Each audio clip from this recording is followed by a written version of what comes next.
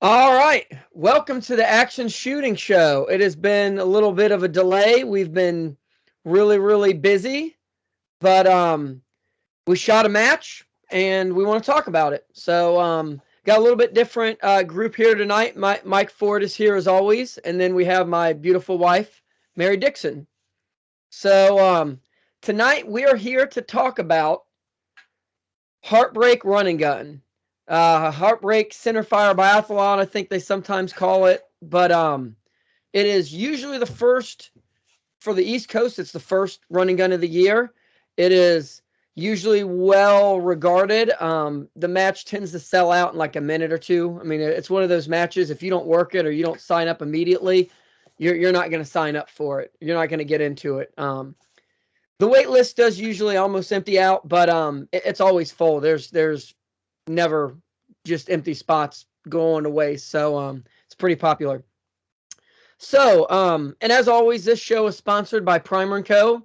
Mary, my wife, is Primer & Co. So she'll be talking tonight, and she's on because she shot the match, and this was her first heartbreak and her second ever run and gun. She did the zombie team match with me a couple years ago. So I think she'll have a lot different perspective on it. Heartbreak, if you've not shot it, tends to be a very physically challenging match. The terrain itself, it's 7 to 8 miles. Usually the course, it was, I think, every bit of 8 miles this year on my watch. And the terrain is challenging. There's a lot of hills. We'll talk about that as we go along. But there's physical challenges. The shooting is fairly challenging. And if you're not very smart and you do plus or Heartbreak Plus, they add extra physical challenges, which make it even more challenging. So yeah, we'll get started here.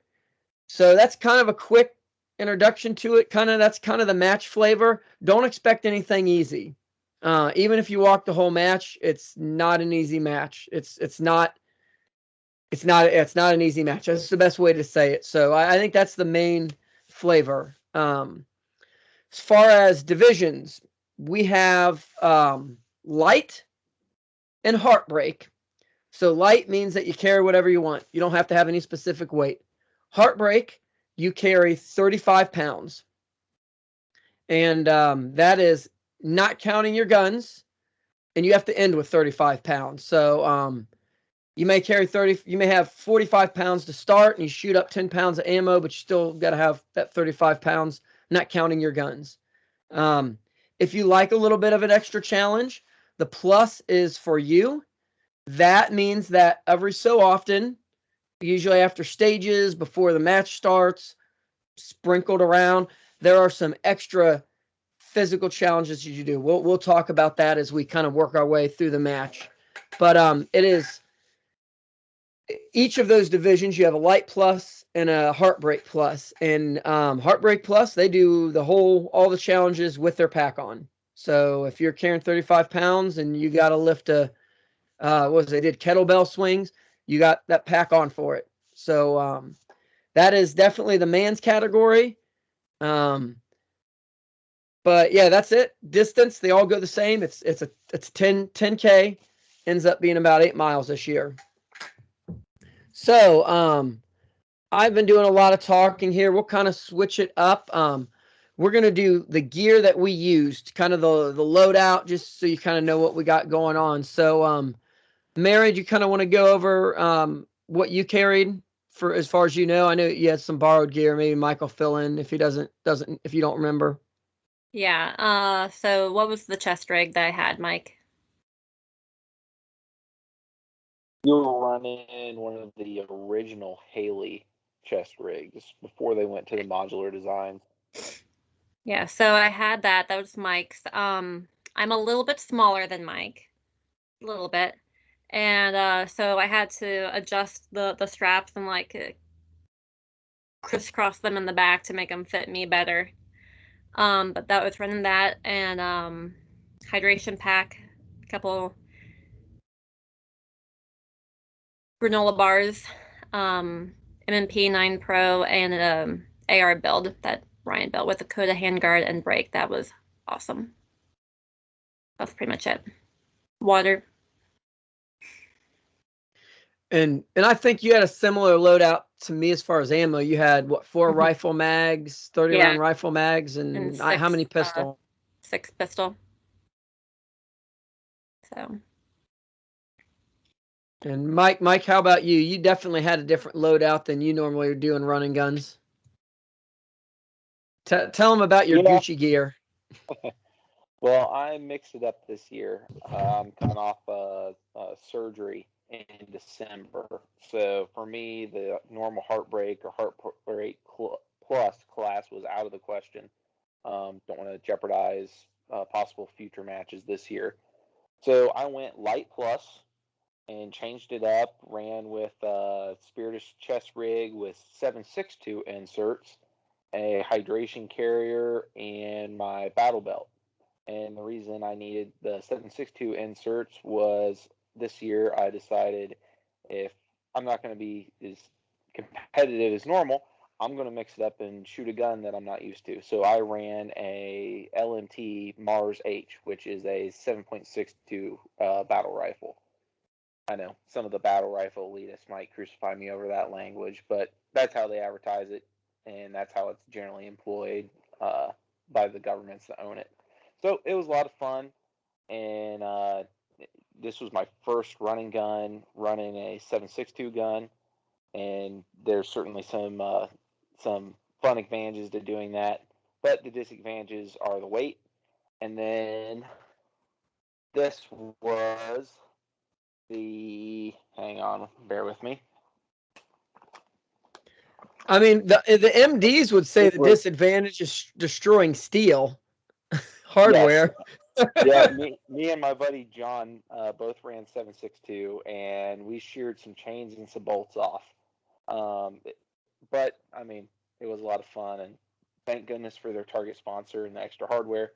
This was the second running gun that I ran suppressed, and so far, even though there is a small weight and length penalty on the rifle, I can say the more I'm running suppressed at running guns, the happier I am doing it. So that's just kind of an outline of my gear. We might dig into some of that stuff later, but I'll kind of let Ryan lead into our next segment. Okay. Yeah, and nothing was crazy about. I ran my 16-inch home built rifle. It's my crazy. I got like every different camo on it, and so that was kind of normal. My staccato, which I think this is the second run and gun match that I've now run with the dot on it. I ran. Oh no, third. I ran Guardian, Legion, and then this. I'm definitely still learning to shoot with a dot, but it's a huge help. I mean, they're kind of a cheat code. You still got to do your part, but it really does make things a little bit easier, especially in running guns where they'll throw steel out there a little bit further, or maybe it's a little bit smaller. It's just one less thing to kind of think about. So that's maybe the only kind of new thing was I'm running an Athlon scope, which is a little bit new to me. It's their 1 to 10 first focal plane. That seems to be working out all right. But yeah, just kind of standard gear. And I think I ran 4 rifle mags and 6 pistol mags or something like that. I had probably more than enough, but I know I ended up with a mag and a half of each, I think, or more. But Heartbreak tends to be some hard challenges, and it's worth it to not skimp on the ammo. There's some matches that you can tone down your ammo just because you know a little bit more about them, and Heartbreak's not one of those. So I think we'll start going into kind of run you through the course. For Plus, so if you were just running a non-plus division, when it's your time, they start you off in groups of 4. So they send you out 4 at a time. And with that, it's kind of an interesting design. I like it. It's kind of a race to the stage 1. So they have stage 1 set up. Usually it's always in this little hole depression pit. It's always just pistol just because of the nature of it. And they usually have side-by-side stages set up there. So it's the same stage. They're exactly mirrored, or not mirrored, but exactly the same. But it's kind of a race to get there, because if you get there like third, the first two go, you're going to have to wait. And with this first stage, unlike most run and guns, there's no wait time. They're not going to ask you to start your watch or check your wait time. You just have to wait. So there's incentive to either move fast and get there, or slow down a little bit and get there kind of fresh without running out of breath, and not have to wait on someone else to shoot. So this year you held a cinder block in your strong hand, you drew your pistol, and you had 6 targets, maybe 5 or 6 targets, I think, that you had to shoot, progressively getting further back, one-handed at this point. Once you neutralized all those, you could drop the cinder block, shoot with 2 hands, all of those, and then switch and hold the cinder block with your other hand and shoot weak-handed. So that was more challenging than it should have been for me. I looking at the scores, I think we all kind of struggled on that one. Let me back up, though. I kind of jumped ahead. If you ran plus, you had to start off, before you left the line, you had 5 minutes to do a tire flip. So they had this big tractor tire, not quite like monster truck tire, but pretty good sized tractor tire that you had to pick up and flip back and forth 5 times. 15 times. 15 times, 5 minutes. It was challenging. I know Mike kind of modified it because of, you want to talk about that, Mike? I've been doing a lot of working out. I guess the big takeaway from this match for me is that when you work out and lift some weights and run, matches are easier because you have a little more muscle and a little more stamina. So, what did you think about that one, Mike?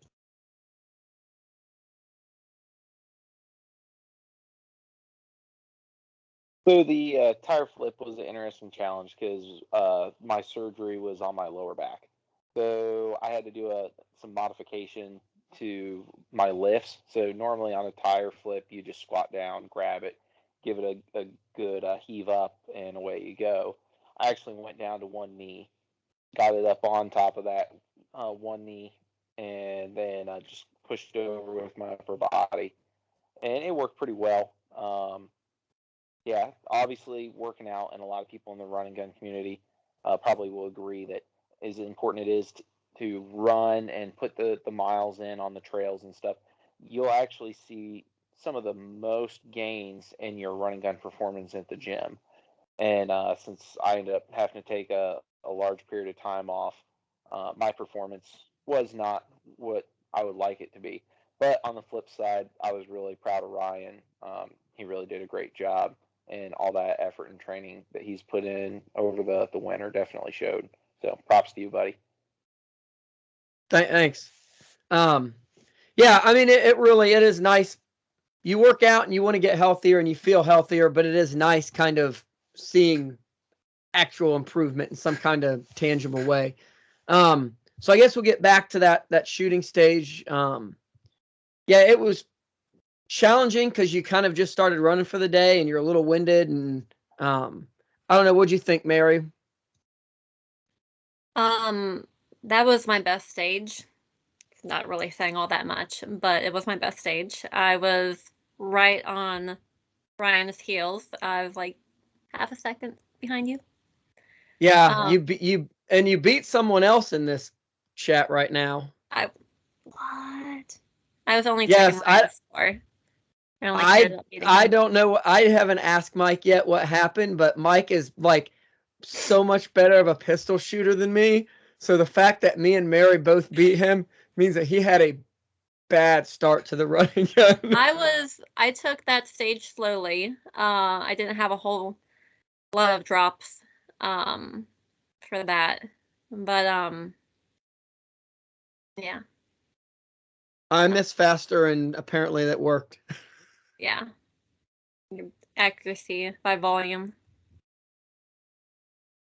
Yeah, part of the mixing guns up for me was I brought out the 10 millimeter short for a 40 Smith & Wesson. I forgot about that. Now that explains why you did badly. You hadn't shot that gun. Yeah, that was a gun that I got when I was very young and shooting, coming from a law enforcement family. What's the first caliber you're going to get? A 40. And I think at this point I've shot maybe 1 or 2 matches with it. And so I was coming off not spending the due diligence dry firing that I should, and I've been shooting comped and dotted red dot guns now for years. So I will absolutely say that I had to take my time, and I tried to make sure I was very squared up for my shots because I was scared to death I was going to limp wrist it and then have to do a malfunction drill on a 40 with a cinder block in my hand. So, yeah, it was comical. It's we'll all right, give you Mike. a pass on that one. Yeah, 40 Smith & Wesson is the French mistake that everyone makes in their gun life. So you're fine there. All right, so you finish that. You actually go up this little hill that, like most of Heartbreak, the trails that you're going on are not trails.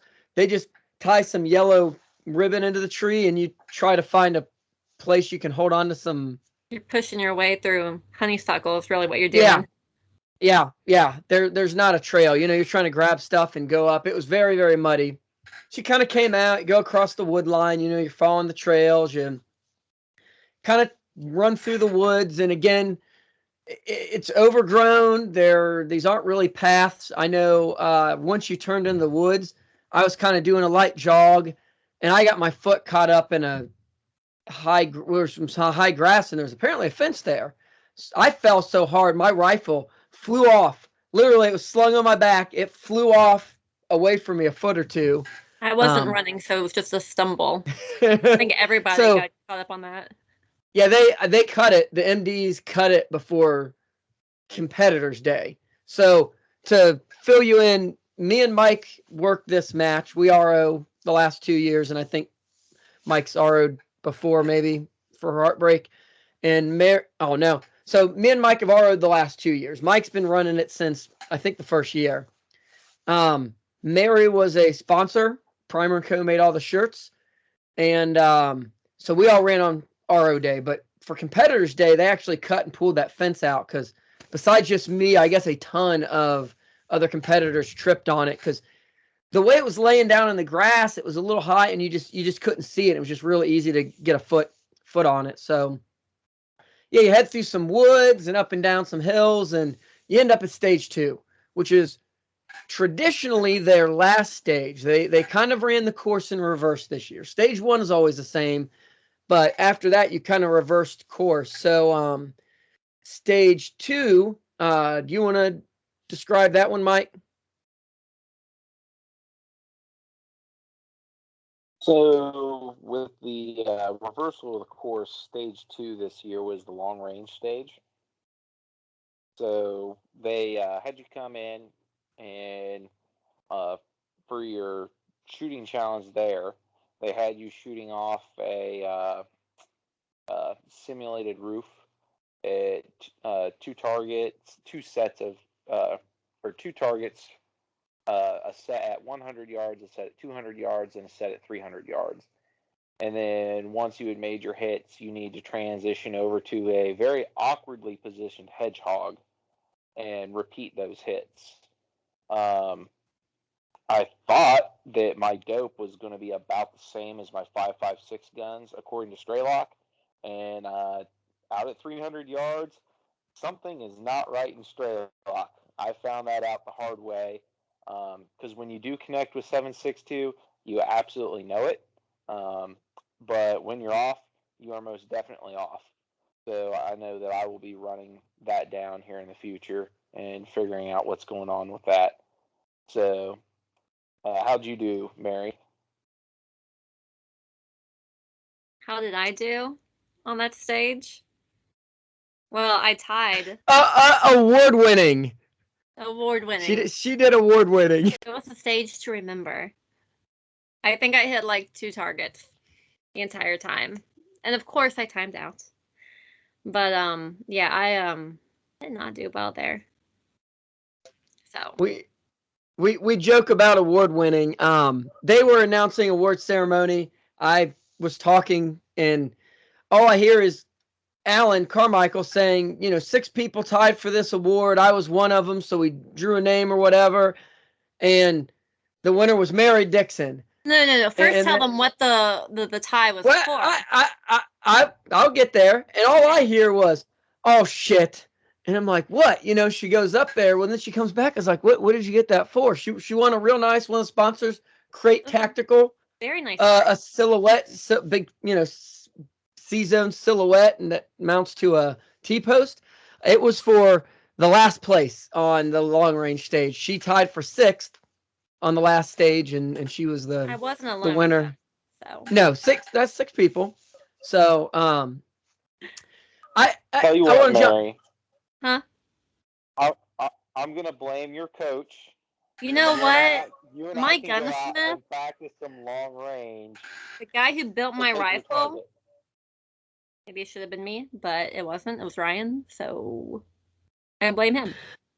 Yeah, blame me. Even though I built my rifle and I hit targets. Apparently, you spend more time on your rifle than mine. My dad probably not. I want to jump back. I forgot to mention the Plush challenge on stage 1. When the Plush challengers got done, he had 20, I think, overhead presses with a cinder block. That one wasn't. I didn't think that was too bad. So yeah, move forward. I think I did the same as Mike. I think I timed out with two targets left on the 300-yard targets from the hedgehog, and I know my dope there. I just wasn't patient enough, or I think I wasn't solid enough on the hedgehog. As Mike said, it was kind of in an awkward position. Usually I'm pretty good from a hedgehog, but I think I just really didn't take the time to settle into a stable position, and then just wasn't patient with my shot. So yeah, I did okay. So after that, you had a Plush challenge of a dead hang. So they just had you grab onto the rafters of the overhead building and just hang there for 60 seconds. You couldn't let go. That one, the hang wasn't necessarily hard on the arms. I forgot to put my gloves on, and hanging there, it was digging into my hands. I got a bad grip on it when I first did, and it really hurt. 5-10 seconds into this, my hands were really hurting, and you just kind of have to suck it up and keep holding. So yeah, I didn't lose any knot on that one, but I was not real happy about it. So Mike, you want to kind of go on from there and tell them because we had a second Plush challenge that continued on after that. Yeah, so once you completed that Plush challenge, and why you should always take gloves to Heartbreak, even if you don't want to shoot in them, they had you pick up a piece of firewood, wasn't it? And you had to take this piece of firewood through the woods to the obstacle course. Once you got to the obstacle course, you had to take this piece of wood through it. It had to go through everything you went through, and then or over. If yeah. Well, yeah, I mean, if you had to go over a wall, it needed to go over too. But where you went, the wood went. And if you were in the Plush category, they had the wonderful thing of you who actually ended up doing the whole course more than once, the way it worked out. So at that point, you were getting pretty muddy from the course. On the RO day, one of the crawls had about, I think they were saying about 8 to 10 inches of water and then mud below that. So they gave the ROs an option of a pretty steep burpee penalty. But after some of the issues last year with ROs going hypothermic, they did that as a safety measure. And the burpee sucked because you did it in full kit anyways. There was another low crawl that didn't have standing water, but was an absolute muddy, greasy mess. And we did go through that one. So then you rolled up to stage 3. And stage 3 was a rifle challenge, and a very fun one at that. They had done a prototype of this stage at a previous match that Ryan and I had seen, and we had really liked it at that one. And so it was gongs. I believe there was like 5 of them, and 2 bays that were side by side.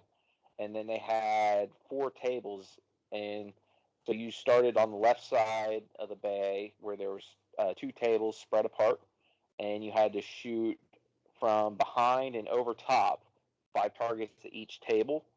And then you transition to the next bay, and you had to engage the targets from below the table. And it was a lot of fun. That's where me and my buddy John really started shearing bolts and chains with the 308s. So that was a good time. Very satisfying watching that steel going flying. And then after that, the Heartbreak Challenge, the Plush Challenge was a kettlebell swing, and you had to do. I'm blanking on the amount of swings. 10 of them, and I don't remember the time limit. Kettlebell swings. The thing about the time limit on is that once you get it swinging, like I doubt many people's swings were much different in pace. I mean, yeah, it's like 65, 75 pounds, something like that. Yeah, I think it was a 60 or 65-pound kettlebell, and you never know who's judging it, what they're going to call a complete swing. So I definitely was swinging it maybe a little harder than necessary, but I came in easily below the time limit. But yeah, it's definitely been a while since I've done those, so I need to add that to my spring to-do list. How about you, Mary? How was that stage for you? Well, I went apparently after Mike. So there were some targets that were broken, and I had to shoot one of them twice, which it was a fun stage. I like being able to transition from one side to the other. So the non-crazy people, we only had to do one half of the obstacle course on the way up to stage 3. And then we did the other half on the way back. And that's traditionally how they do it. You do basically the direction you're going, you do the right side. Yeah, I shot okay on that. I think it just took a little bit for me to warm up, and I had been ROing all morning, so I was probably a little bit tired before I even started the match. So my shooting was, I kind of pushed my run harder. My shooting really wasn't all that spectacular. So I did but less that was on that stage than stage 2.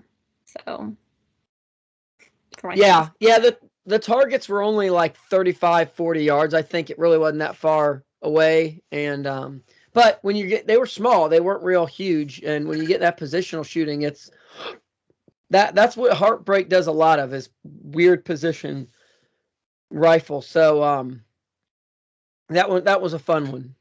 So yeah, so if you leave from there, if you've done your kettlebell swings, or you just leave if you're not doing plus, the non-plus people go through the other half of the obstacle course. The plus people, we do the whole entire obstacle course again, over walls, under walls, under things. I think everybody's favorite obstacle, they have like truck tires, like think tractor trailer tires that they've got sitting on the ground with like in a row. That's with not the favorite, Ryan. You're a filthy liar. With like T-post, and you weave in and out of them. So you gotta like toss your gun through, or lean on it, pass it through. If you got a pack on, maybe you throw that through, or if you leave it on, it's you get it caught every single time, because the opening in those things is not real wide. I mean, I'm not a very big guy, and it's kind of a tight squeeze. If you're a bigger guy, it would not be fun. Let me put it like this: Ryan snakes through those things like a weasel. and I'm over here, and it's a bull in a china shop trying to fit those things. I've got my holster and pistol snagging on one side, and I try to twist my hips to squeeze through, and then I got my rifle mags catching on the other side, and You're that Jim is Carrey getting definitely birth from a rhino. absolutely, Mary. That is the perfect description of what the heck happens when I try to go through those. It's So no, it's it's the really one obstacle where being a little guy really pays off. yeah, it's a special kind of obnoxious. It really, and I know all the MDs, when they run the match, they're just like, I don't know why we thought about that. That is the worst, simplest idea. And it really is. I mean, and the obstacle course is fun, but the obstacles, and I think it gives you a good idea of like what you want to do with your kit, because some people like really load themselves up, and I you don't want to do that. I'm curious, was there a penalty if you didn't do some of the obstacles? Yeah, I think it's 10 or 20 minutes or something like that if you don't do them. That's I have someone working out there, so Yeah. I've never considered not do. Actually, I take that back. I'm just thinking, I know with the shirts I made a few 3X shirts. And Yeah, there's some bigger guys that probably don't like that. Like it even less than we do. Yeah. Yeah, so that's your obstacle course. After that, you've got is that the Miracle Mile, Mike?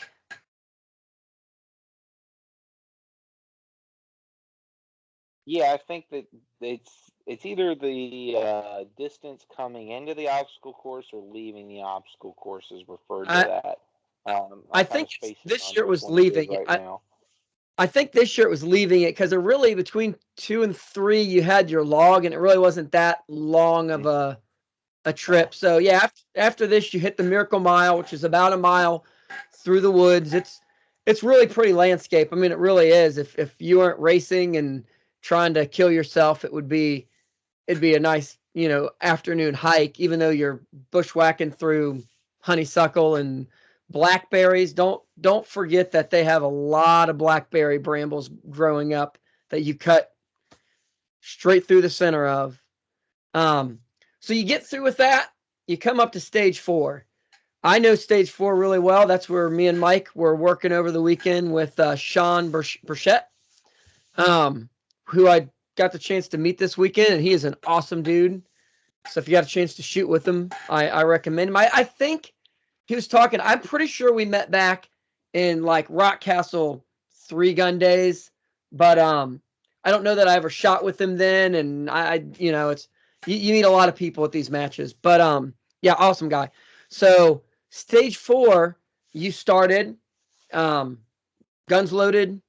You actually kind of ran up range, which kind of note to people listening to this, if you're a run and gunner, practice muzzle discipline and 180 control. There's a lot of people who I would set them on the line. I'd say, okay, we're going to run up range. Make sure your muzzle stays down range. And they'd have their rifle slung up. And they're like, okay. And in my head, I'm thinking, there's no way you can run quickly up range with your gun how you have it right now. And they'd be like, okay. Hit the buzzer. They take off. First thing they do is run, and muzzles pointed up range or almost up range. And I'm yelling, down range, down range. And they're, slowing them down because they got to go down range. It's important to have muzzle awareness. So if you don't shoot a lot of competition, practice keeping your muzzle pointed in specific directions. But that PSA aside, you ran up range, and they had a VTAC board, which you shot in order. They had 9 numbers on them, all the interior ports, and you shot a 10-inch target or something like that, 10 or 12. It was 8, 10, 8, 12. It was generous, because it was only like 45, 50 yards. And you shot that from each position. It was close enough. You didn't have to hold off or anything like that. If you held your reticle to center, you would hit it. But when you start getting into the first ports are okay. And then you start getting into like the curve port, then you got a couple horizontal ports, and then next thing you know, you're on the ground. And I know the middle of the bottom ports is pretty narrow, and you're really, you pretty much have to turn your gun sideways. That really ate a lot of lunches. There was a lot of people struggled on that. VTAC boards are hard. You should practice them because they simulate a lot of different situations that you could see. So after that, you grounded your rifle. You picked up like a 60-pound sandbag. You ran over to the pistol. There's 2 boxes, like a black and a white box. You had to hold the sandbag off the ground and shoot all the black targets from the black box without the sandbag touching the ground, and then go over and do the same thing in the white box, all the white targets. I think I just kind of held it up off the ground and shot one-handed. Wasn't a great time. Some people like slung it on them. Someone had a hook they clipped on. Some people kind of knelt with the sandbag on their knees. If you're a good one-handed shooter, probably just holding it was the best way. But it was a challenging stage. It definitely, there was a handful of timeouts, and some people really, really struggled. Even if they got through the whole stage, it was coming up on 180 seconds. So, Mary, I know you timed out on the VTAC board. We don't own a VTAC board yet. I'm going to build one here. I I got think. to the pistol. Oh, did you? Okay. Yeah. Okay. It was a tough stage. So yeah, how'd you do on that? I enjoyed it. I don't have much practice on the VTAC board. The thing that kept running through my mind was like 3-gun rules, where I needed to have my rifle on my shoulder, and then I realized that that's just not possible at some of the lower ports. So that was kind of an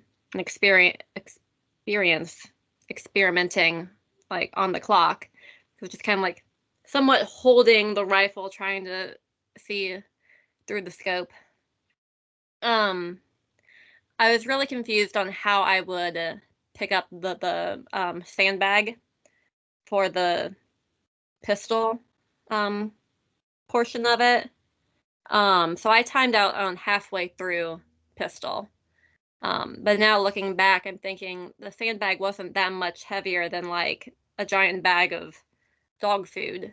Like I can carry that. But I think it was like the mental block of it being a sandbag and not, a giant bag of dog food. But it was an enjoyable stage.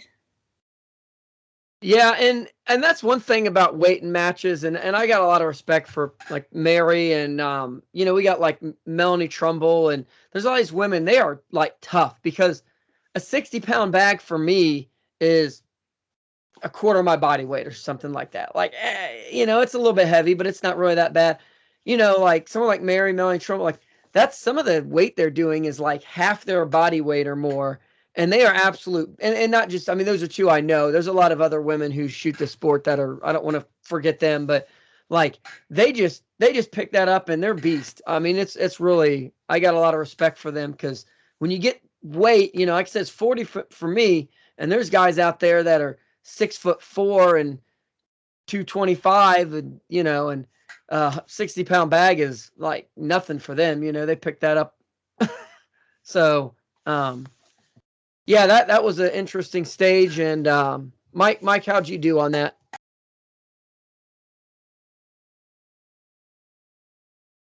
So, to me, this was the heaviest, longest rifle I've ever run a VTAC board. 16-inch with a K-can. Rifle's pushing 13.8 pounds dry. So I was probably, with a 25-round mag, a 7.62 by 51, probably pushing 15 pounds. So there was a lesson about how far to go into the port. I ended up just resting the can on the lip of the ports for a lot of them. And I know a lot of people freak out about, oh, well, you don't want to rest your barrel and you want it to free float. But at 50 yards, unless you're actually bearing into the gun, generally the receivers and the barrels and the handguard setups are rigid enough that you can kind of squeak by and be fine. But yeah, it's just definitely a little rusty running through there and manipulating something that big and heavy. Just a little tip or shout out for all you guys at home. I believe Sons of Liberty Gunworks had Chuck Pressburg do a brief video talking about, hey, when you're laying your gun down horizontal, what do you need to hold to stay on target? So watch that just to get an idea. Go to the range. You can take a step ladder with you. Shoot sideways off the bench. Learn your holds and at distance. It's pretty amazing how it works. Ryan and I have had some of our local 3-gunners out at 200 yards be making hits off simulated horizontal VTAC ports. So get out there, practice it. For me, transitioning to the sandbag and running over and shooting one hand was, again, shooting a 10 millimeter short, aka 40. I was worried about getting a limp wrist. So I kind of modified to get kind of a two-handed grip. But in hindsight, even though I didn't have a malfunction, it kind of compromised my ability to shoot well. I probably would have just been better off shooting one-handed. But yeah, I did okay. Nothing spectacular. Didn't bomb. One thing I did kind of worry about was when going ejection port down on the VTAC board, the longer 7.62 case coming out. I was kind of wondering if I was going to get some issues with getting clean ejection and extraction. But no issues. Moving on to the Plush challenge for that, they had a concrete cylinder that was probably in the 55-pound range, maybe 60. No. Range. Well, I looked up because it's basically a 5-gallon bucket. What would have been a 5-gallon bucket full of concrete? And looking up online, they say it's about 100 pounds, give or take. So even if they didn't fill it to the top, it was probably closer to 80 or 90 pounds. Okay. So yeah, heavier than I thought. And so you had 45 seconds to pick this up, move up a slope sideways to a cinder block around it. What would you say? The cinder block was probably 20 yards away? Yeah, about 20 yards. Then bring it back down and set it down. And this is one place where we had someone have to medical out. And something I do at Run and Guns, and I know it costs me a little bit of time, is when I go through hillsides and slick areas, I slow down and I really pick my footing. I don't want to get an ankle or knee injury, not only for the sake of the race, but it's hard to bounce back and go back to training quickly after those types of injuries. And because you're moving across the slope with this heavy weight, and if you're running a Heartbreak Plus, you had 35 pounds, your guns, ammo, and then you had to pick this up. And the gentleman that I saw have to get medicaled out there was moving across the slope and chose to go through kind of a washed area with uneven grass and gravel. And he pulled something in his calf. So just kind of a note is, guys, if you play in the weight classes, you've got to train in the weight classes. You do it, weighted rucks and runs. You strengthen those joints. Don't think you can come out and do it and get away injury free. And it's even something that me and some of the other guys that have been doing the heavy weights for years have been discussing is, there really is a time limit for how long that we should be doing these ourselves. It's amazing that we probably haven't injured ourselves before with just some of the challenges and the weights and how extreme some of the stuff is getting in the run and gun sport. So, if you're out there with weight or not, always pick a good, clean line for traction and footing. After that, I think we made a point to, whenever somebody was doing that challenge, really direct them stay off of that, even if it takes you a couple of extra seconds to stay on the gravel driveway portion of the hillside. Try to stay out of that wash. But yeah, that Plush challenge was one that most people came back with 5 seconds to spare on the clock, maybe 8 or 10 if they're in good shape. But you need to be very physically aware of how you were moving that weight and where you were walking with it. So after that, we move on to one of my favorite portions of the course. Yeah, 1 second, Mike. I want to do, just because I sat there, this is like the second or third match I've worked with watching people run a VTAC board. I wanted to do to help people. If you've not shot one a lot, let me give another little public service announcement. There's a couple quick things. Mike mentioned one, resting a barrel, resting a brake, something like that on it. Not that big of a deal, especially at like 45 yards, 50 yards, like Mike said. But if you bear down on that, I saw at least one or two people that had especially thinner barrels that they were bearing down on that, and every one of their shots was high. Ideally, if you can fit your whole handguard into the port, you don't have to go like extremely far into the port, but especially like most people these days run, let's say a 16-inch barrel, you're running a 15-inch handguard. Just stick your handguard a quarter inch, inch into there and rest on there. The other thing, when you start getting down to the ground, those lower ports, you pretty much have to run like ejection port down towards the ground somewhat. If you're shooting with your right shoulder, your right eye dominant, and you start getting low, if you try to twist it the other way, it's hard to get your eye down low enough. So you do kind of have to tilt it, as Mike kind of mentioned, but you don't have to necessarily go straight 90 degrees. If you go like 75, 80 degrees, usually that gets you down low enough, but your ejection port's at an angle. Most of the time, the brass is going to jump out. I mean, ideally, you want your ejection port up, but when it comes to getting real low, that ejection port down is kind of what, depending on your eye dominance and the situation, that's kind of what you have to do. And as I think Mary kind of alluded to, don't be afraid to take that rifle off your shoulder. If you're running something heavy or hitting like a 6.5 or a 308, depending on your gun setup and what it is, especially if you're running much bigger than that, maybe you need a good shoulder. But with like a 5.56 gun, sometimes I ran my stock one click in from where I normally do, and it kind of helps you to have a little play room to get your eye relief, especially if you're running a red dot or running a low power variable optic. Red dots are a little more forgiving. ACOGs saw quite a few people really struggling. I don't think ACOGs don't usually have a real generous eye relief. So those are things to keep in mind. And if you're running a low power variable optic, run that sucker as low as you can get away with. Because, if you got that sucker cranked up to 6, 8, 10, your eye relief is usually a lot more sensitive, and you're never going to find it when you get down there. So just some quick pointers that from people who have seen a lot of people shoot them well, and a lot of people really struggle. So I might going back, because this part of the course was kind of neat. I like what they did this year. So the Stairway to Heaven portion of the course is a portion that traditionally you go down this long gravel road after a trip through the woods, and you pop out on this beautiful river valley. It looks like something right out of The Last Mohicans or one of those other classic films. And you move down through a kind of like an ATV access path to the bottom of this really steep hill.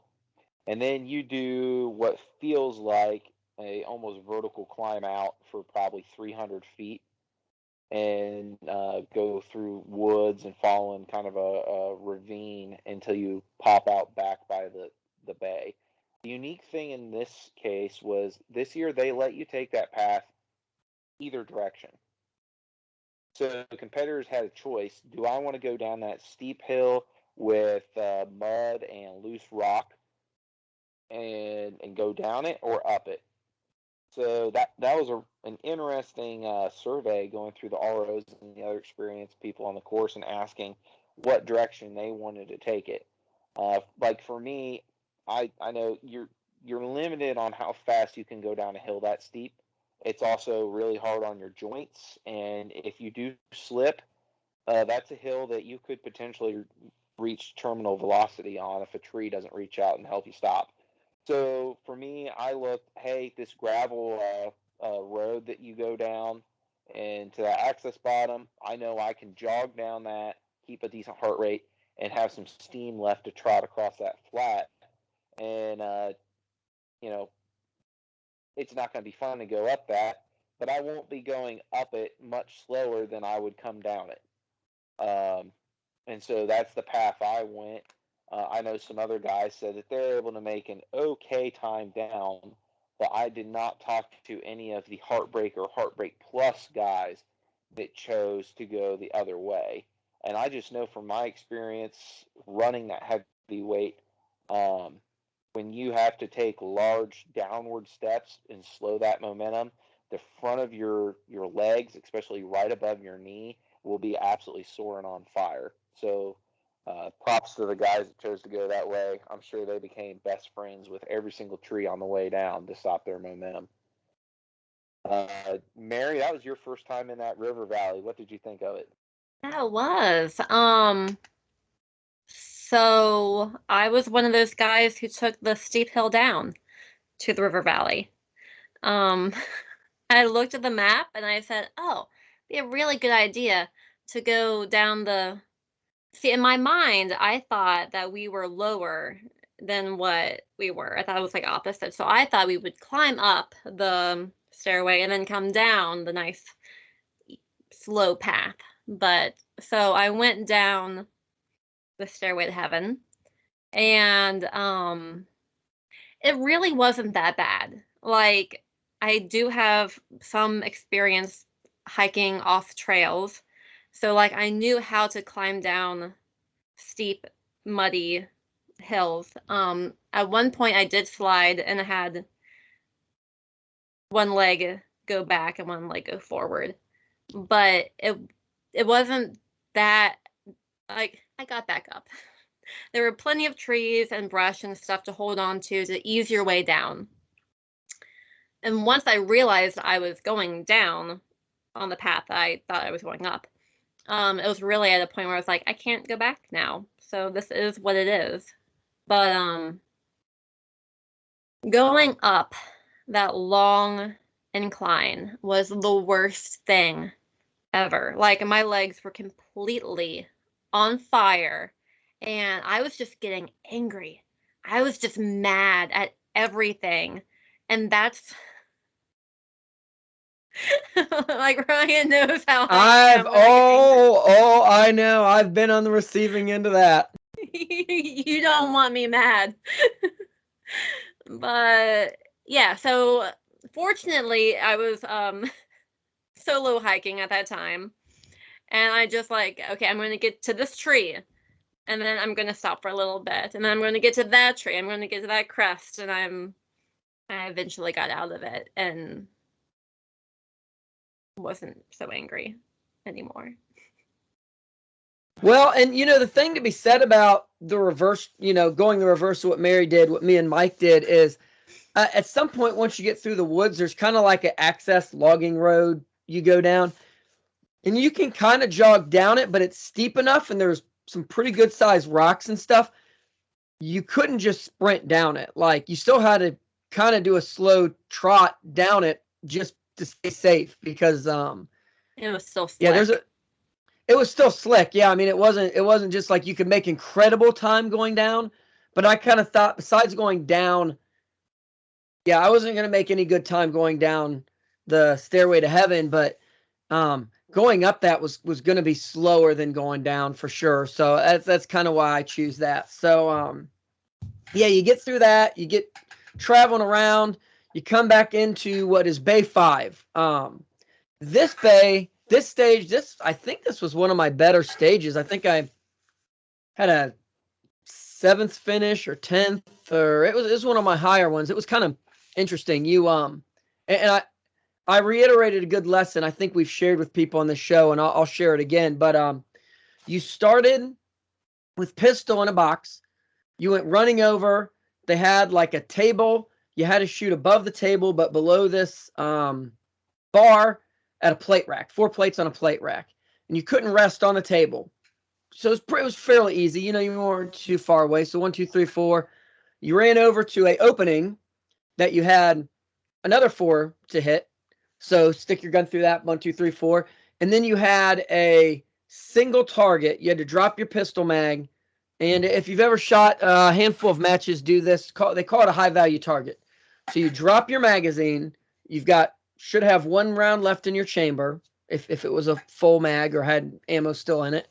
And you had 1 round to hit a steel target at 15 yards or something like that. One tiny, but it wasn't huge. And you could shoot that from anywhere. I chose, even though you're kind of bladed, I chose to shoot from the window, and I kind of rested my arm there just to get a little bit more stability. So you shoot, hit that, pick up your mag, if you don't want to leave ammo out there, and then holster your gun because you've got an empty gun now, and then you go running, grab your rifle, empty rifle off a table, into another berm, kind of go up around. I mean, it was a decent little run, 25, 30 yards probably, pretty easily. And once you got there, they told you there's a couple sticks, and you had to shoot.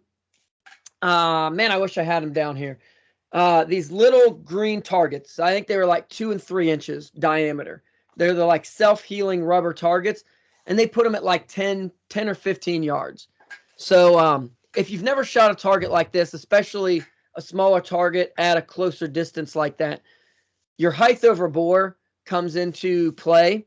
So if you were to put your reticle at the distance most people zero their guns, if you put your reticle right on that, you're going to shoot low below it every time. So you kind of have to hold up off of it. They used these targets last year at this match. Legion used them, but you had like 3 or 4 or 5 of those from the first position standing, and that's what they said, standing, and then the next position you were kneeling. So we've talked on this show before about it being worth taking the time that when the ROs are explaining the stage at the beginning, that you then repeat it back to them how you think it's supposed to go so that you understand. So when you start shooting. So Tim Cox was ROing me, and he explained the whole stage. So I'm going through it, and I say, okay, so I run over here, and standing offhand, I shoot these. He said, no, it's just standing. So, oh, okay, just standing. And then same thing with kneeling. So, and this is a small thing, you could do it without this, but when I went running over there, since it was standing and they didn't specify offhand, I grabbed onto the stick, shooting between them, but grabbed onto it and kind of held and used that as a little bit of a support so that it was a little less wobbly. So boom, boom, boom. I mean, when I went 1 for 1 on them, same thing. Stepped over when I went kneeling, grab onto the stick. You got a little bit of support.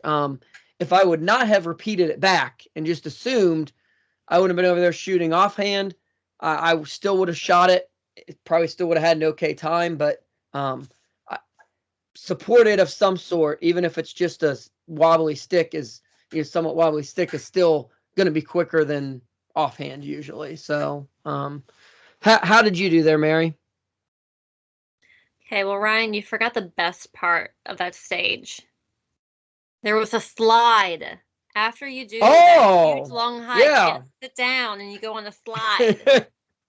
Yeah, they have like a big plastic drainage pipe on the side of the hill. Yeah, you just slide down into the bay. It really felt amazing just to sit.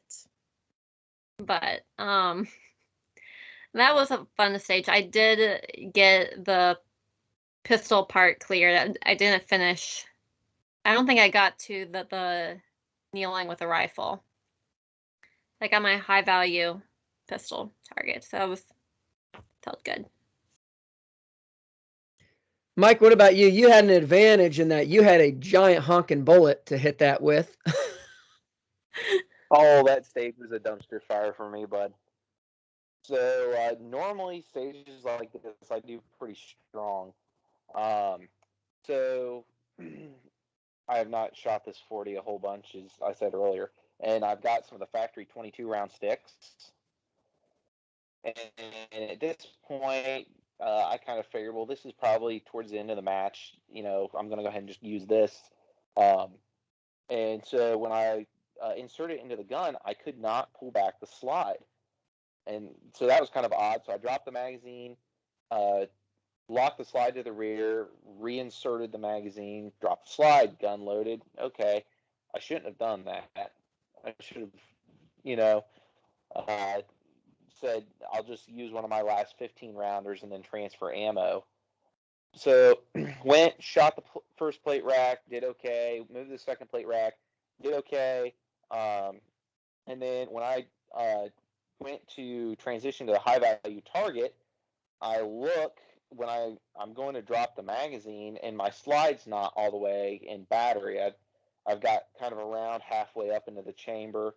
So I can't drop the mag. I have to rack the round out, let the slide forward to catch another one, then drop the mag, then press out, and I missed the high value target after that. Just bad trigger press, not thinking real well.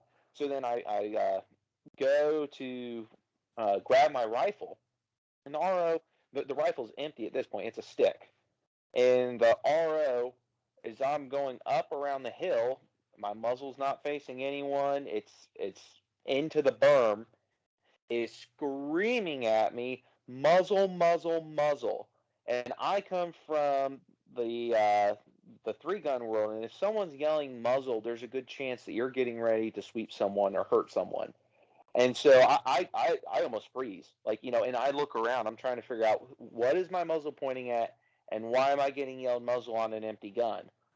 It's still, the muzzle's still pointing to the berm. The other RO's like, you're fine, go, go, go. So of course that gets into my head. I'm trying to figure out what's going on. So I round the corner, and by then mentally I'm just not where I should be for this. So I chamber around and try to engage the targets offhand with a really heavy gun to try to stand there and offhand hit. And just kind of not being familiar with the gun, I should have gone into my 12 o'clock dot. It's got a 20-yard zero. And I was just thinking, well, hey, at this distance, I'll just do my primary optic. And just, I didn't do real well. After one or two shots, I was definitely like, oh yeah, height over bore. And then got a little bit more into it. But yeah, it just wasn't a good stage, and I mentally did not recover from the whole being yelled at about my muzzle. Later, we definitely gave that RO flack, because that RO did the stage and had the muzzle pointed up, even away out from the berm. And so, yeah, we enjoyed giving that person a whole bunch of flack after that person was dishing it out all day to people. But it was definitely a good stage. Heartbreak, they always play the height over bore game. They always do the strong hand, weak hand pistol game. And I just fell flat on my face through a series of circumstances on that. Ryan, how'd you do, bud? I think you learned your height over bore lesson, right? Yeah, that's what I said. I did pretty well on that. And we actually, so the weekend before this match, I've said before on the show, I run a 3-gun match. And since quite a few of our locals were shooting this, I did a kind of a heartbreak prep. So we still shot shotgun. It was a 3-gun match, but I put into the match a whole bunch of stuff that I've seen, that I saw last year, and that, talking to Mike and other people that have shot this, that they saw it. So after Legion, I bought those little green targets. We shot those at like 7 yards. So it was actually a little bit harder. You had to hold off a little bit more, but shot those at 7 yards. I had a briefcase where you had one-handed and you were shooting. It was a little bit bigger piece of steel, but you were shooting one-handed and moving around. And so, yeah, we had quite a few of the challenges that were in this match at my match. And I know one of the competitors, actually, someone mentioned how he was crushing those little tiny targets, and he's like, "Oh, right, Ryan prepared me for this." So, and I had some high value targets in my match. We were unloading and loading rifles on the clock. I mean, this is stuff you see at a lot of running guns, so it's good to practice. But like Mike said, this is stuff that Heartbreak challenges, and they're really good skills to know. So they're really good skills to challenge, and it's not the we can get in 3-gun and USPSA. We can get to shooting these big targets and going really fast, and like that's a good skill. But to be able to hit a critical target at 7 to 10, 15 yards is really important. Yep, Ryan was out there getting ready to crush Heartbreak, and I was sitting there getting my taxes done. Priorities. Yep, being a big kid sucks. So after that, what's that? Tell us about that Plush challenge. Yeah. This was a return. Actually, this was at the same bay, the same general bay, even though it was backwards last year. It was a little bit easier this year. You had a 60, 70-pound sandbag that you had to do sandbag get-ups. Last year, you had 10 to do in 60 seconds, which I thought was going to kill me last year. It really, I used every bit of that 60 seconds, and it really, it was tough. This year, you had to do 8 get-ups in 60 seconds, and I mean, like I said earlier, I've been training a lot. I've been lifting, and not like getting in there and trying to bulk up and get like huge, but really working on strength. And it really, I didn't think they were that bad this year. I did them a lot easier. I was impressed, as you had to keep it on your shoulder and not let it touch the ground. So I was kind of rolling over more on my right side. I absolutely crushed my Hollow Sun Dot and Omnivore holster. I mean, I heard cracking while I was doing this, so I thought I was really going to jack something up. They both got some good scratches, and I'm not surprised the Hollow Sun is fine, because those are pretty tough optics. I'm really super surprised that the Omnivore just didn't crack in half, because it's an okay holster. I mean, it's $40 or something like that. They're retention, which is nice. Got some downsides to them, but the fact that I could basically roll over my weight plus 60 pounds is, I was pretty impressed with that. Was that, I think you skipped that one because of your stitch, because you had stitches in your back not long ago, right, Mike? Yeah. So, and that's, I was proud. That was the first challenge I lost a lot on. I was proud of Mike on that one, because it's easy to get to be a guy and let that ego get to you and be like, I'm gonna do it hell or high water. But if there's a chance of hurting yourself in one of these events because of something you're doing, don't do it. These are fun. These are to challenge you. Don't give up just because you get a little tired, or I mean, I'll keep going when I'm cramping up a little bit. But if you're really gonna hurt yourself, just stop. These matches are not worth it. Whatever you can't do this time, because that could lead to injury, you work on that and you come back. Like any other year, Mike would have crushed those sandbag get-ups, but he's getting over a surgery on his lower back and stitches that have just now healed up. Doing sandbag get-ups and splitting those open, and then postponing more training, it's not worth a knot and any penalty or whatever. So that was smart of him. Yeah. Ryan needs me for Wolverine, is what he's trying to tell y'all. That is important. That is on our schedule, and we are going to crush that this year. We got a lot of friends going, and we're going to crush them. So John Hutt, Nick Hansen, coming for you. Yep, Ellis, Dom, and oh yeah, Ron. Yeah, we're gonna crush them. So after that, you got more running. You got a little bit of a run through the woods. It's awesome. It's still beautiful. They traditionally do this. You come down.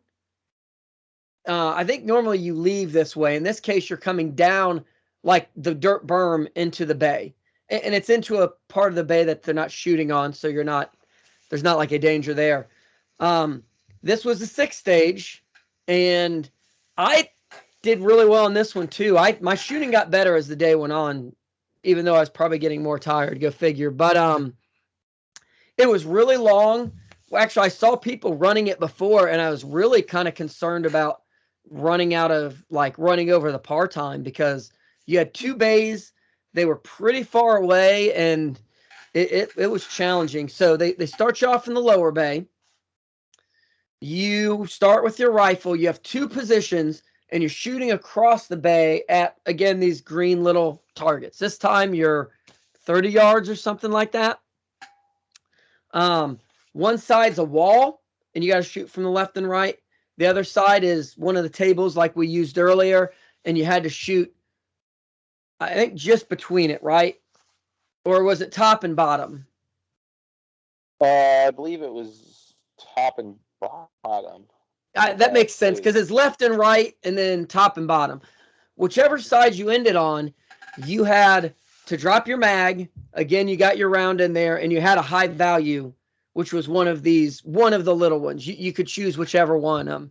I would hope most people, they were different sizes. I would hope most people shot at the 3-inch as opposed to the 2-inch, but I don't know. So once you did that, you've got your rifle. You run up to the other bay. You got an empty rifle. You could put it on a table, and then they had, it's kind of USPSA like, some bigger steel, like steel challenge type steel, and a bunch of barrels. And I think there's 9 targets, so you had to work your way through and shoot it. You couldn't see everything. Like, targets would disappear and reappear, and it was easy to shoot the same target twice. And they were painting between each shooter, so you had to shoot them all. And then, once you did that, and they told you this ahead of time, you're going to have a high value target, which was going to be obvious, and you could shoot it with pistol, or you could shoot it with rifle, which you'd have to pick your rifle back up, load it, and shoot. So I went through all that. I shot the little green ones. I didn't drop many shots on that. I shot it pretty quick. I was really happy with that. High value, got my high value shot. Went running up the hill, dumped the rifle down on the table, started shooting. I did pretty good on the pistol part. One target I shot twice because you see it from a couple different places, but I ended up finding all of them. And the high value target was kind of at the back of the berm. There was a pop can, a full pop can on top of a barrel. And you had to shoot that at 15 yards, something like that maybe. It wasn't crazy far, but it was, it's a pop can, so it's a little bit smaller. I guess I kind of got lucky. I thought I hit it. The pop can fell over, and the RO called hit. Todd Banus said that I probably just hit the barrel and it fell over, but a hit's a hit. So, Mary, how was that stage for you? I only got to the rifle section of that stage. I was pretty beat by that time. Yeah, you're about 6 or 7 miles into the race by now. Pretty tough terrain. So yeah, and like a lot of people. Yeah, getting down that little hill to get into the stage that was itself like a salt in the wound. But you could fall down it pretty easily. Yeah, I know there were some people who were able to go like a little bit around because they physically would not have been able to do that and stay on their feet. Like, it would have been dangerous. Yeah, so I got through the rifle stage, most of it, I think. I had some malfunctions because I got dirt in my mag well of my rifle, but yeah. Yeah, I saw quite a few malfunctions on 4 since it was after the obstacle course from pistols and rifles with dirt in the mag. How was that for you, Mike? Also, I finished on kind of a high note. It wasn't a speed record, but was definitely more aware and trusted and used my 12 o'clock dot with a closer 0. So I think I maybe dropped 2 shots on that whole rifle target array. It's just transitioning and moving with that heavier rifle's a bit slow. Once I emptied my rifle and slung it and ran up to do the pistol portion, I went through and there's a little confusion because there's multiple ROs standing there, and the one with the timer, I hit one, and I will be completely honest that I probably got the wood more than the steel kind of hit, and the RO called hit. All right, it's neutralized. So I went through and I was getting ready to hit the high value target, and the second RO is you missed one. You missed one, and I'm trying to figure out which one I missed. And so standing there troubleshooting that one took a couple seconds, and then I fired around and smacked that steel, and then that RO was like, "Oh yeah, you got it." And the Logan's like, "He already shot that one. I already called that." And because they said it was high value, just my mind automatically went to, even though I can shoot with a rifle or a pistol, they're going to give you one round. They didn't say it, but at that point, it's late in the day, you're tired. So I'm like, I'm not, shooting a one round, freestyle pistol shot at a, pop can at 30 yards or whatever it was. So I just slapped the mag in my rifle, charged the handle, threw the dot on the center of the pop can, and had a beautiful 7.62 can explosion to end my shooting for the day. So other than that little hiccup with the ROs disagreeing on what targets were neutralized, I thought that was a really strong way to finish it, and I just kind of took away from the shooting portion of the match that I love shooting things with 7.62, even though it's more expensive. But I need to familiarize myself with running a heavier setup a little bit more, true up some dope, and then I'll go break some more steel for somebody. There you go. And that, I mean, there's a lot to be said. Mike shoots the same gun or pretty close to the same gun, and you get to know your holds and all that. When you get on an unfamiliar gun, it takes a little bit of time sometimes to do that. So I do think it was funny. Logan was running me at the end of the day when I ran, and so he goes through the whole thing, and I guess this is maybe testament to my training, but he goes through the whole thing and explains it. And I was like, okay, I'm gonna explain it back. And so I explained the whole thing back to him, and he's like, That's exactly right. You said 100% exactly what I said to you. You're the first person to do that today. So I was thinking clear because I've been doing enough work with cardio that even through all this race and 6 miles and 7 or whatever, I'm still kind of lucid and understanding, as opposed to when your brain starts getting tired. I mean, I think that's the reason we like these running guns, is when you get tired and then you try to shoot a stage, it's surprising how degrading your mental capacity is. I mean, it really goes downhill fast. So and I think Mike, with stage 4 or whatever, Mike is usually, I mean, I've shot tons and tons of matches with Mike, 3-gun and running gun, and Mike is usually a very solid, like, even when things kind of start to go off the rails, Mike's a consistent shooter. He's not one to let things get in his head. I mean, I know guys that are really fast, and as soon as something goes off the rails, they just melt down, and that's not usually Mike. So, in this case, he still held it together and kept shooting, and got his hits just slower than he would have liked. But usually that's not what he does. So after that, you had your Plush challenge. The same kind of 100-pound concrete block, and both of them had like an eye hook in it. They had to attach to a piece of rope, and you had to get down, feet on the ground, and pull with that rope towards you. So you could pull it once it got close enough that you could touch the knot. You grabbed the end of the rope, you ran till it was, it's taut, and then you pulled it back the other direction. You had 60 seconds to do it. I don't know if it was technique, if it was, I've talked to some other guys that had no problems with it getting caught.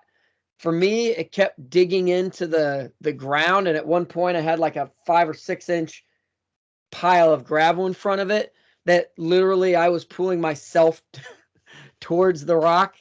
So I managed to give a good yank, and you almost had to stand up to get it over it, and got it towards me, and I completed it. So I've got it right here. This is the second year in a row I have completed Plus and not lost a single knot. So I'm pretty proud of that, especially last year's. But I think I was the only one on RO day that completed it without losing a knot. I'm sure there was some on the regular competitors day, but that was the closest side, like 5 seconds left before, they were counting it down, and it was really, really close. So I think you had a little bit better luck with it, right, Mike? Yeah, I'm assuming that it's technique because I was looking at the pictures and stuff from RO Day, and the path that it was traveling really wasn't dug in that different for you versus me. So yeah, I just kind of wonder if it was technique and how you pulled and stuff controlled how that lip dug in. Because I mean it was heavy and it's a physical challenge, but I was able to get it done with a safe amount of time and wasn't too stressed out about it. I maintain that I have a smaller torso than you guys. You tall guys have an advantage till we go climbing through tires. So so after that, you go back up the hill you came down, which is like just as hard to go up as it is to come down. You have another little waltz through the woods. You actually pop out kind of on the other side, right near where you start. The casting pond. They got some like casting ponds there. It was actually where the last challenge for the Plus was last year because they still had like the bucket there. I was a little confused because you follow all these yellow ribbons and then it gets there and I look ahead and I see the building and I see no more ribbons. So I'm like, well, crap. Do I just go back? Is there somewhere else I'm supposed to go? But you just go back. So if you were a regular smart competitor, you get back there, your time is done. Heartbreak Plus or Plus shooters, we're not that lucky. This year, they've done stuff like this, I think, before. I don't know if they do it every year. I don't want to ruin the surprise, but they had one more challenge that you had to do. So we went running down a hill. I think it's different every year. We went running down a hill. You had 5 minutes to go to this last cache site. If you were prepared, they had a piece of string you had to cut. If you were unprepared, like one of our friends that we're not going to name here, he had no knife on him, and he ended up, I think they said, using a rock to like cut a piece of twine, and I guess he barely made the 5-minute mark, but he made it and got his thing. If you had a knife, you just cut it, and it was down at the bottom of this hill, so you had to run up more hills, and yeah, it sucked, but it was not the worst thing I had to do during the day, that's for sure. So anything that I left out about the course or the stages that you guys want to interject? Mary, you? There was this wobbly fence crossing. Oh yeah, the barbed wire fence that they were trying to cut my taint on. Yeah, that was not a whole lot of fun. It was. There was like barbed wire. I thought that I was gonna fall and just cut her on up, and I'd be out there bleeding from my junk to death. The most undignified of ways to die. Hey Ryan. So wound packing gauze or tourniquet solution? Not tourniquet, but just for posterity's sake, that is a junctional point, and you definitely pack that. You do not use a tourniquet. So the transitional what do they call them? Junctional. Yeah, you want to pack that sucker. So I didn't have any wound packing, so I'd be taking socks off, and yeah, it'd be an interesting way for someone to find me dead. So yeah. Oh. There was that. Not the normal socks that Mary has to launder. Yeah. Yeah. So all right, so what did we like? Mary, go first. This is your first one. What did you like about this match? Okay, so my biggest fear starting off with it is that I would get lost, which it was very well marked. Like I've done shooting competitions before, so like at the stage, the gun handling, I was comfortable with that. But I was just concerned about getting lost. But I didn't. It was well marked, and there were arrows where, besides that very last part where it's like you're out of the woods and you see the clubhouse, I wasn't sure if I should go back or forwards. So I was like, you know what? I see it. I am done. I am personally done. So I did see one guy actually come in from the road. So after looking at the map, I didn't talk to him. I didn't actually see him come in. But there was a cash bucket at this like clear cut kind of really wide area. I don't know what you would call it. It wasn't exactly a road, but we were guessing that he just continued walking forward and then hit the road and realized that he was off the path but knew how to get back to the clubhouse. But it was a really fun experience, and I'm glad I did it. I'm starting to train more and trying to figure out what I need to do to be better at it for next year, and other run and guns. I might be hooked. Yeah, we got Zombie at the end of the year that we're gonna do as the Jack and Jill team match. We're gonna crush that one too. So and she Mary kind of mentioned it. We completely failed to mention that throughout these courses they have little buckets attached to like the tree as cache sites. So I wish I had some of them down here. They're like a pencil eraser, little beads, a glow stick, just really small things that you grab, shove in your pocket, and that proves that you follow the course the way you're supposed to. If you miss a cache, then it's a time penalty. They were really well marked, so it really wasn't hard to find them.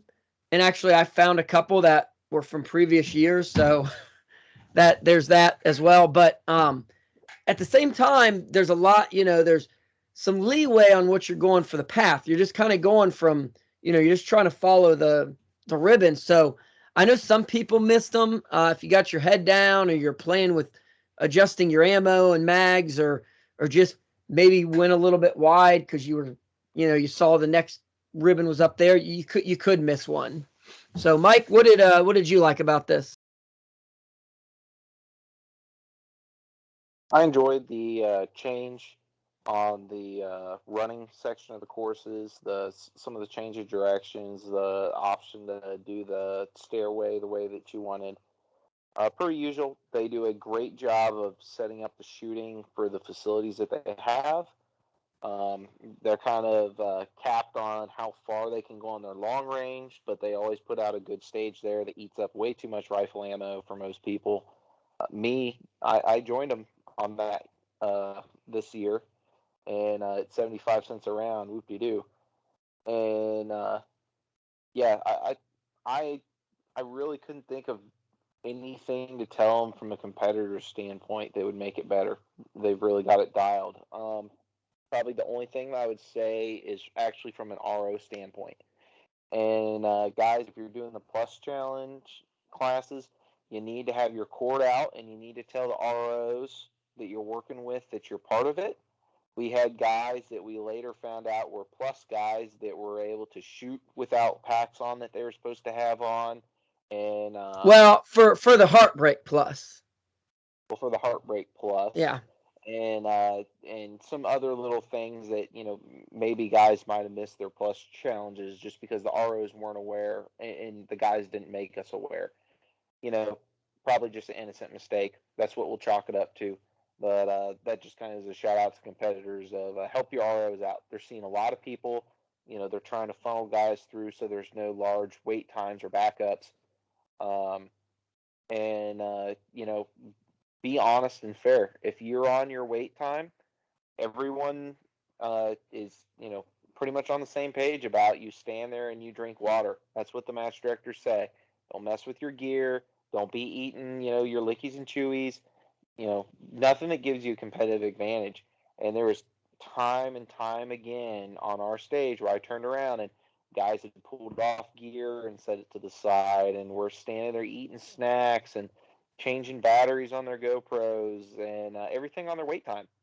And I had guys actually kind of come back at me when I told them you can't do this, and told me that I was wrong. And it's just like, well, I'm an RO. I could assign you a time penalty. I don't really want to be a dick today. But when I'm telling you something for the second time and you're smarting back to me, your priorities are messed up. We're trying to keep this fair for everybody. The guys that are in it for the top, they really do need to be fair. We had a run and gun last year where my understanding is the overall winners were less than 1 percentage point apart. So, when you're trying to keep good competitive equity for everyone, everyone's got to be honest and stay on top of it for everyone else. So, obviously, sometimes, it's hard to put the level of competitive equity into a run and gun match as maybe a 3-gun match or a USPSA. But I think our community can do it if we pull together. So, respect each other, respect the rules. And I look forward to seeing you guys at the next one. Yep, I agree. And these MDs in run and gun, the big goal, most of these MDs try to get no wait time. They try to make efficient stages. They try to, space people out. But just by the nature of it, especially in like an 8-mile race, it happens. And Mike's right. If it should not be an advantage. It is, even if you don't want to. I mean, the last stage I shot for the day, I had like a 20-minute wait time that I just stood there, my gear on, and waited.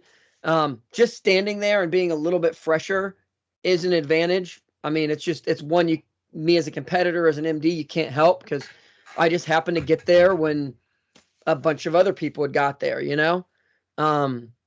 So like Mike said, don't be taking gear off and adjusting and cleaning out your lenses, your optics, and pushing mud off things. That's not what wait time's for.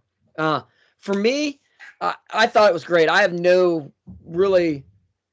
the whole match was great. It was better than last year, and I really liked last year. I think the MDs are really nailing the difficulty level. We want hard matches, and you want physically hard matches, but there's a fine line between that. You don't want to hurt people. You don't want to make it so hard that, people are hurting themselves, or so hard a bunch of people are timing out, or, stuff like that. I mean, I know one stage last year, I think maybe one person finished, and, a lot of people got to like the last position, and like, there's nothing wrong with that. And you're getting, they do points here, but I think it is, when you got like top competitors can finish it, most of the top competitors can finish it. Maybe some of the newer competitors aren't. Like, that's a good dial up. So I think they did a great job at it. I'm really happy about it. I got no real major complaints. So just to wrap this up, I know it's a long episode. This is a long match, so it's kind of hard to cover quickly. Say what we learned, goals, takeaways. We can share that. I'll go first here. And for me, I ended up 4th in my division, which is, there's only like 12 people, because not as many people do plus. And I think I did 17th out of 90 some people or something like that, in the overall, which is hard to compare, because for plus people, we're doing extra things every stage that add time on. But I cut my run time from 4 hours and 25 minutes to just barely over 3. I was setting a goal for 3. I missed it by a little bit, but it is what it is. I think I RO'd. I think I had 7 miles on my feet before I even stepped off the line. So it was validation for me that the training I'm doing in the gym, the running that I'm doing, out throughout the week and on weekends and stuff like that, is working and helping. So for me, that was a big encouragement. I'm happy. I don't think we mentioned it. So last year, if you did plus, and this is kind of, they did new, if you completed it and you didn't lose a certain amount of challenges, you got a plus coin. I got number 2. I thought that was awesome. They did the same thing this year, so I'm the proud owner of 2 plus challenge coins. they mean a lot to me because I put a lot of work into both of them in different ways. You know, last year weather was bad and I barely survived. This year I put a lot of work into it and I completed it. So it was validation for me on that front. I shot okay. I haven't really been practicing shooting. I that's just the kind of the nature of it. That's kind of where my time's at, my priorities. But it is incentive for me to, you know, if I'm doing well in the running and the physical, I need to start stepping up my shooting game. So, Mary, is there anything you learned, goals, takeaways, what you're working on before your next match? Rifle. Um, I really like. I've known that I need to learn my holds. For rifle. That was definitely my weakest shooting. Well, it's only one or two things to shoot, but yeah. So I really need to learn my holds and learn just how to use my scope and then definitely the physical aspect of it. My goal was to briskly walk the whole course and to finish it, which I did. I would really like to be able to run some of it next year. So I'm working on that. Awesome. Yeah, and we need to get out and do some more. We've got some place we can do long range, and that's definitely going to change. Now, Mike, I know I this is probably a little bit different from you because as you're saying, you're recovering and you really didn't train, and normally you're like a training beast. So I guess you got any takeaways or anything you want to say to wrap up? No, not a whole lot. I guess it was just fun to show up and just kind of compete without um, really knowing that I was competing for a top slot. Um, it was less pressure, at least on myself compared to normal. Um, I had a lot of fun mixing it up with the gear. Honestly, the 40 is probably going to come out and shoot some other matches this year because I've got lots of ammo for it, and it's obviously going to help me work on some recoil control. And I think the 308 is going to make it into my normal competitive rotation as long as I don't go broke trying to feed it. I really enjoyed that, and I'll definitely tweak it. Probably what interesting thing is Ryan and I use a lot of stray lock to figure out holds and stuff. We'll get a good muzzle velocity, a good zero, and then true it. And just because of the weather that we've had in our region, I only had a chance to go out and put a 47-yard zero on the 308. And generally I know with that to 50-yard and the muzzle velocity with my 223, I've gone out and made hits to pretty decent distances in matches. And this was the first time that I've attempted that with my 308. And without having a good truing, it definitely showed up at 300 yards. So that was another lesson. And, hey, it is what it is. But we'll get this rifle dialed in and we'll bring it out and have some more fun with it. So I think Ryan enjoyed shooting it too. So, yeah, it's a nice, fun. Another great year.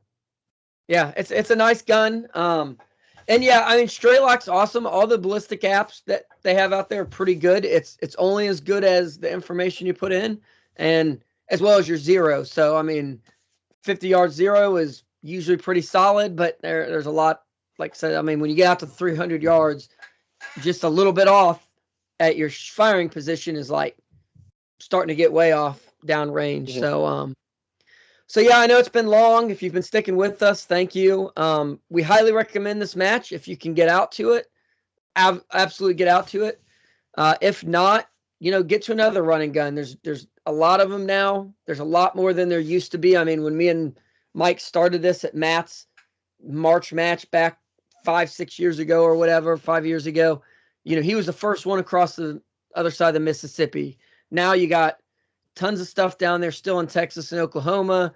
You got stuff up in Missouri. You got Ellis has a ton of matches down in the South, like Georgia and the Carolinas. Bunch of stuff up in Kentucky, and they're just more and more adding to the list. So yeah, get out to a match. If there may even be some local ones. I think next month I'm doing a local one, or the end of this month I'm doing a local run and gun, just real small kind of sprinter match, maybe a mile, couple stages, but it's good practice, good way to test your gear. So thanks for staying with us.